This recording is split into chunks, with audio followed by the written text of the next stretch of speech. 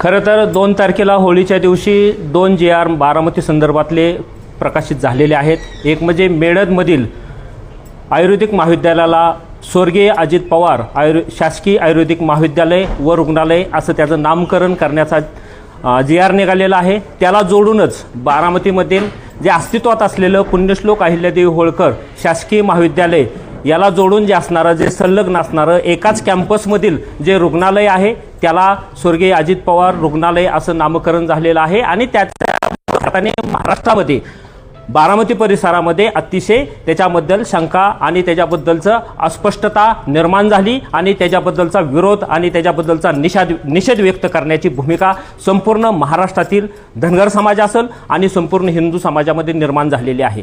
त्यामुळं खऱ्या अर्थाने गेले 3-4 दिवस यामुळे महाराष्ट्रातील आणि बारामती परिसरातील वातावरण ढवळून निघतंय का अशी परिस्थिती आहे। खऱ्या अर्थाने पुण्यश्लोक अहिल्यादेवी होळकर ह्या महाराष्ट्रातीलच नाही तर संपूर्ण देशाचा हिंदू रक्षक म्हणून त्यांच्याकडे आपण पाहतो। आता त्रिशताब्दी वर्ष 300 वर्ष अहिल्यादेवी होळकरांचं चालू असताना त्यांचा पंतप्रधान प्रत्येक राज्यातील मुख्यमंत्री असेल सर्व या देशातील सर्व पक्षीय असतील RSS सारखी संघटना असेल अनेक संघटनेनं या पुण्यश्लोक अहिल्यादेवी होळकरांचं जो शासन कारभार होता आणि ह्या देशाबद्दलचं योगदान होतं त्याबद्दल भूमिका स्पष्ट केलेली आहे। त्यामुळे छत्रपती शिवाजी महाराजांनंतर या देशाला खऱ्या अर्थाने वाचवण्याचं काम उभा करण्याचं काम पुण्यश्लोक अहिल्यादेवी होळकर यांनी केलेलं आहे हे सगळ्याला मान्य आहे।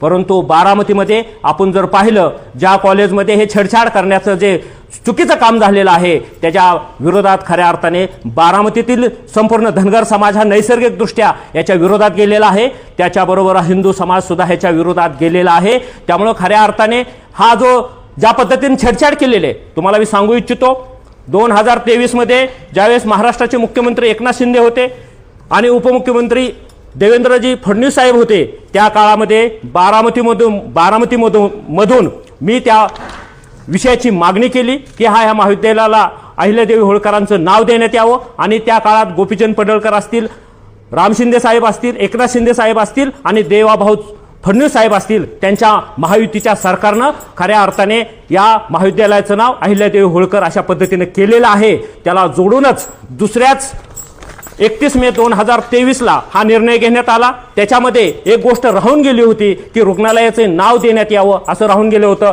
तुम्हाला मी दाखवू इच्छितो 7/6/2023 रोजी मी त्यावेळेस तिथं तुम्हाला सांगतो पुन्हा एकदा गिरीश महाजन त्या काळात वैद्यकीय शिक्षण मंत्री असताना त्यांना पत्रव्यवहार केला त्यांना विनंती केली की त्याला जोडून संलग्न कॅम्पसमधलं असलेलं जे रुग्णालय आहे त्याला सुद्धा तुम्ही त्याचं नामकरण केलं पाहिजे आणि त्याचं त्यानं स्वागत केलं आणि त्यानं उचित कारवाई करावी असा शेरा मारला आणि त्यानंतर खऱ्या अर्थाने त्या रुग्णालयात सुद्धा नाव देण्याचं त्यावेळेस मान्य झालेलं आहे। परंतु आज काही मंडळी म्हणतात की राष्ट्रवादीच्या माध्यमातून ह्याचं नामकरण झालेलं आहे। मी तुम्हाला सांगू इच्छितो की 31 मे 2023 रोजी एकनाथ शिंदे हा महाराष्ट्राचे मुख्यमंत्री होते देवाभाऊ फडणवीस साहेब हे उपमुख्यमंत्री होते त्यावेळेस राष्ट्रवादी हा पक्ष या महायुतीमध्ये नव्हता। त्यानंतर 1 महिन्यानंतर राष्ट्रवादी पक्ष ह्याला संलग्न झालेला आहे सत्तेत आलेला आहे। त्यामुळं राष्ट्रवादीचं ह्या त्यावेळेस सरकारमध्ये नसल्यामुळं त्या नामकरणामध्ये त्यांचं योग्य योगदान नव्हतं।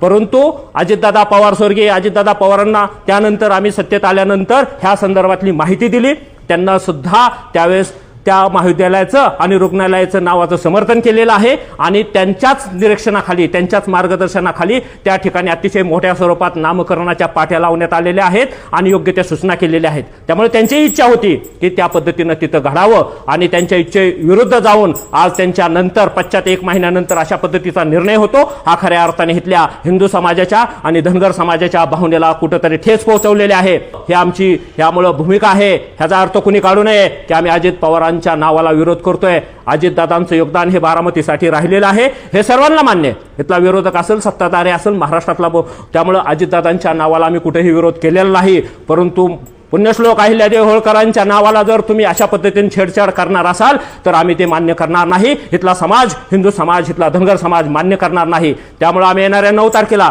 ह्याच्या विरुद्ध निषेध मोर्चा काढतोय त्याच्या विरुद्ध भूमिका घेतलेली आहे। त्यामुळे तुम्ही एक प्रश्न मांडलेला आहे काही मंडळी लाभार्थी मंडळी किंवा काही समाजातील मंडळी अशा पद्धतीचं त्याचं समर्थन करत असतील त्यांच्या भूमिका वेगळ्या आहेत कारण की त्यांच्या कुठेतरी वेगळ्या भूमिका आहेत। त्यांना ह्या नामकरणामध्ये कुठं भूमिका आहे नामकरणाची त्यांना कुठं मागणी केलेली आहे. त्यामुळं त्या नामकरणामध्ये आम्ही स्वतः पहिल्या दिवसापासून आहे. महाराष्ट्राचे गोपीचंद पडळकर नेते ह्यामध्ये आहेत, राम शिंदे साहेब आहेत, एकनाथ शिंदे साहेब आहेत आणि त्यानंतरही अजित पवार स्वतः स्वर्गीय अजित पवारांचं सुद्धा योगदान त्या महाविद्यालयामध्ये वाढवण्यात आणि नामकरणामध्ये झालेलं आहे. मी तुम्हाला ठामपणे सांगू शकतो. मंत्र्यांना या संबंधात तुम्ही नेमकं काय जाब विचारणार? नाही, त्यांना सुद्धा हे नामकरण करण्यासाठी योग्य ते निर्णय घेतला पाहिजे, कारण की ते सुद्धा जबाबदार आहेत आणि त्यांना सुद्धा ह्या भूमिकेमध्ये ह्या खात्याने निर्णय घेतल्याची चौकशी केली पाहिजे.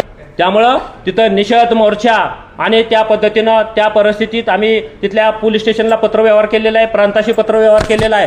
त्यामुळे त्या सगळ्या गोष्टी तिथं निषेधाचे जे आवश्यक गोष्टी आहेत त्या आम्ही करणार आहोत. कोण कोण येणार या निषेध मोर्चाला? नेमकं कोण कोण उपस्थित राहणार आहे? या जो सोमवारी मोर्चा होणार आहे त्या मोर्चाला लक्ष्मण हाके सर येणार आहेत, गोपीचंद पडळकर साहेब येणार आहेत. त्यांच्याशी आमची चर्चा झालेली आहे. अनेक मंडळी पूर्ण महाराष्ट्रामधून आम्ही पूर्ण ताकद लावलेली आहे. तो निषेध मोर्चा होणारच आहे. आणि आज सकाळी ज्या काही समाजातील आमच्या तथाकथित बुद्धिजीवी लोकांनी जे काही प्रेस कॉन्फरन्स घेतली आणि त्यांना जी आर सुद्धा कळत नसेल माझ्या माहितीप्रमाणे, कारण ती ज्या पद्धतीने सांगत होते की स्वर्गीय अजितदादा पवारांना आम्ही काय विरोध करतोय का, तर स्वर्गीय अजितदादा पवार साहेबांना आमचा बिलकुल विरोध नाही. पण तुम्ही ज्या पद्धतीनं पुण्यश्लोक अहिल्यादेवी होळकरांच्या नावाने जे शासकीय वैद्यकीय महाविद्यालय आहे त्याला तुम्ही एक संलग्न रुग्णालय असणाऱ्या त्या रुग्णालयाला तुम्ही नाव देण्याचा जो प्रयत्न करताय तो अतिशय खोडसाळपणा आहे. आणि त्याच्यामुळं जे काय धनगर समाजातले जे काय पुढारी आहेत, कारण त्यांनी अजितदादा